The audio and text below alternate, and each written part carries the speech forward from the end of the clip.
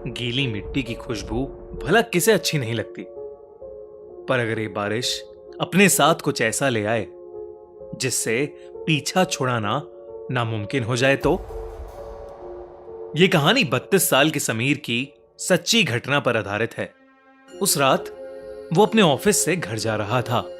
उस दिन उसकी एनिवर्सरी थी, पर उसे ऑफिस से निकलने में देरी हो गई थी। घर पर उसकी पत्नी रिशिमा उसका इंतजार कर रही थी, पर उसकी बाइक स्टार्ट ही नहीं हो रही थी। उसने सोचा कि बस आने का टाइम हो गया है, तो क्यों ना वो बस लेकर ही चला जाए। बस स्टैंड तक पहुंचते पहुंचते आसमान में गरज रहे बादल बरसने लगे और देखते ही देखते बहुत ही तेज बारिश होने लगी। समीर अपना सूटकेस अपने सर पर रखकर बस का इंतजार करने लगा। समीर के कपड़े बुरी तरह भीग रहे थे कि तभी उसके ऊपर बारिश की बूंदें गिरना बंद हो गईं। समीर ने अपने साइड में देखा तो एक आदमी अपनी छतरी के आधे हिस्से से समीर को भीगने से बचा रहा था। समीर को यह देखकर बहुत अच्छा लगा और वो उस आदमी को देखकर मुस्कुराने लगा। उस आदमी ने हाथों में ग्लव्स, आंखों पर एक काला चश्मा और सर पर एक काली हैट पहनी हुई थी। इसीलिए समीर को वो आदमी दिखने में थोड़ा अजीब लग रहा था। तभी वो आदमी समीर को देखकर कहने लगा, ये दुनिया कितनी अजीब है ना। कहीं बारिश है तो कहीं सूखा, कहीं जिंदगी है तो कहीं मौत। समीर के पास इस बात का कोई जवाब नहीं था। उसने बस मुस्कुराकर अपना सर हिला दिया। उसी समय समीर का फोन बज पड़ा।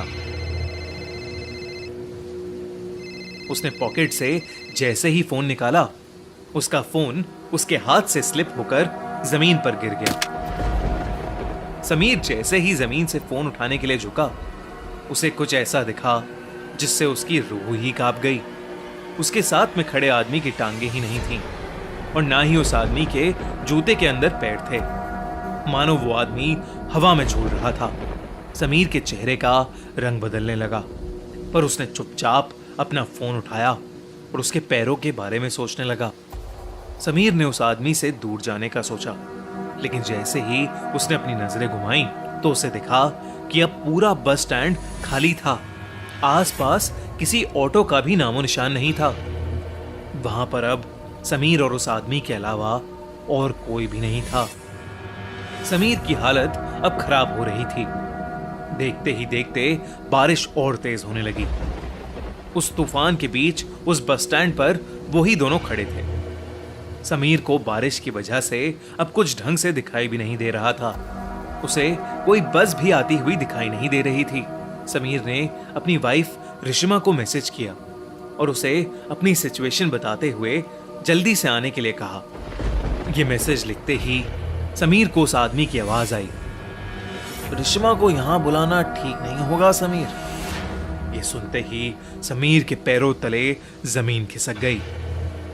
वो उस छतरी के नीचे से निकलकर रोड की दूसरी तरफ भागने लगा। बिना पीछे मुड़े समीर तब तक भागता रहा जब तक उसे वो आदमी दिखना बंद नहीं हो गया। भागते भागते समीर बहुत ज्यादा थक गया था। समीर रोड के साइड पर लगे एक बेंच पर बैठ गया। उसने अपनी तेज चल रही सांसों को नॉर्मल किया, पर तभी एकदम से उसके सर पर पड़ रही बरसात फिर से बंद हो गई। समीर ने सहमी नजर से अपने साइड में देखा तो उसके साइड में फिर वही आदमी छतरी लिए बैठा था। ये देखकर समीर की चीख निकल गई और वो तुरंत उस बेंच से उठकर फिर से रोड की तरफ भागा। रोड पर बारिश की वजह से अब धुंध भी आने लगी थी। आसमान में कड़कती बिजली की आवाज समीर की चीखों को दबा रही थी। थोड़ी दूर आकर समीर फिर से रुक गया। वो बार बार पीछे मुड़कर देख रहा था। हाफते हाफते जब उसने सामने देखा तो बहुत जोर से बिजली कड़की और उस बिजली की चमकती रोशनी में उसे वही आदमी रोड के बीचों बीच खड़ा दिखाई दिया। इस बार सिर्फ उसका आधा शरीर हवा में तैर रहा था। वो समीर को देखकर मुस्कुराया और उसने अपना चश्मा उतार दिया। उस आदमी की आंखें पूरी तरह से काली पड़ी थीं और उसमें से खून बह रहा था। तभी समीर को पीछे से एक बस के हॉर्न की आवाज आई। समीर ने पीछे मुड़कर देखा तो पीछे से एक बस आ रही थी। अचानक ही बहुत सारे लोगों की भीड़ भी उस बस की तरफ आने लगी। समीर को अपनी जान बचाने का और कोई रास्ता नहीं दिख रहा था। वो दौड़कर उस बस के पास पहुंचा। जैसे ही वो बस उस स्टैंड पर आई, सभी लोग धक्का मुक्की करके उस बस में घुसने की कोशिश करने लगे। उसी धक्का मुक्की में समीर उस भीड़ के बीच गिर गया। उसके पूरे शरीर पर लोगों के पैर लग रहे थे और समीर कुछ भी नहीं कर पा रहा था। बस के ड्राइवर ने भीड़ को हटाने के लिए बस को थोड़ा आगे बढ़ा दिया और समीर का आधा शरीर उस बस के नीचे कुचल गया। तड़पता हुआ समीर वहीं होश खो बैठा। तभी रिश्मा ऑटो से समीर की बताई हुई लोकेशन पर पहुंच गई। उसने समीर को रोड के बीच खून से लथपथ पड़ा देखा। उसके आसपास कोई भी नहीं था। रिश्मा समीर को जल्दी से हॉस्पिटल ले गई। समीर की जान तो बच गई, पर समीर ने अपने पैर हमेशा हमेशा के लिए खो दिए थे। वो अब फिर कभी भी चल नहीं सकता था। जब समीर ने अपने साथ हुई घटना बताई तो कोई भी समीर की बताई हुई बातों पर यकीन नहीं कर रहा था।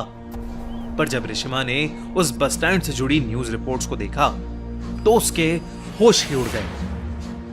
रिश्मा ने देखा कि करीबन 10 साल पहले ऐसे ही एक केस में एक आदमी की मौत हुई थी और तब से लेकर आज तक हर साल मॉनसून के महीने में एक आदमी ऐसे ही हादसे का शिकार होता है। और पुलिस को बयान देते वक्त वो सभी एक अजीब सी काली आंखों वाले आदमी के बारे में बात करते हैं। रिश्मा समझ गई थी कि समीर भी उस काली आंखों वाले आदमी का शिकार हुआ है। कुछ ही सालों बाद डिप्रेशन के कारण समीर की मौत हो गई।